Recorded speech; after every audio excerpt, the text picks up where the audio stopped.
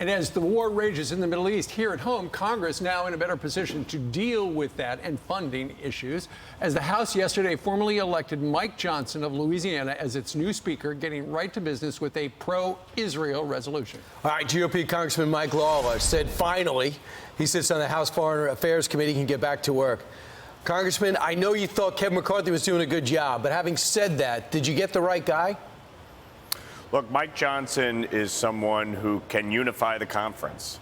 He is unfailingly kind, he's smart, he's principled, and he's somebody that I think will be able to bring both sides of the conference together to govern. And that is something that we need to do. These past 3 weeks have obviously been wasted time, and there's a lot of work that we need to get back to on behalf of the American people. Sure. So, I think, you know, we're all looking forward to getting back to work and looking forward to Mike Johnson and not shutting down the government. How about that speech yesterday? Correct. He did a great job, not only the constitutionalist, but he also was reading scripture, told his story, first to graduate from college. In his family, dad was a firefighter, had a bad burn, and lived with pain for a while, and he died 3 days before he became a congressman. But a very touching stories, and just seems like overall a really good guy. Well, I think he obviously humanized himself. You know, I lost my dad when I was 26 to cancer, so I certainly empathized with him sharing that part of his story and journey. And certainly, you know, look, the American people want leadership. You don't have to agree on everything. Certainly, you know, Mike and I don't. And as Ed Koch famously said, if you agree with a politician on 12 out of 12 things, go see a psychiatrist. I mean, you know, we're not going to agree on everything, but we need to be able to work together. And I think Mike is somebody who can bring people from all sides together. He has the personality and the temperament to do that. Well, let's hope so, because the Republican Party is fractured, as you know, right now in Congress. Before they voted out Kevin McCarthy, though, in now a famous incident, Congressman Jamaal Bowman of New York pulled the fire alarm. He thought he was opening the door, and now this morning we've actually got video. Fox News, I think it could be exclusive video of him turning himself in.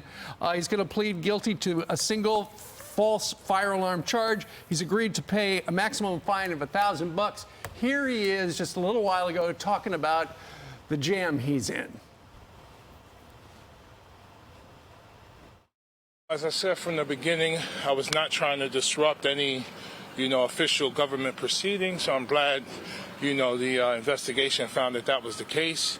The misdemeanor charge of pulling the alarm, I admitted that from the very beginning. So, gotta take responsibility for it.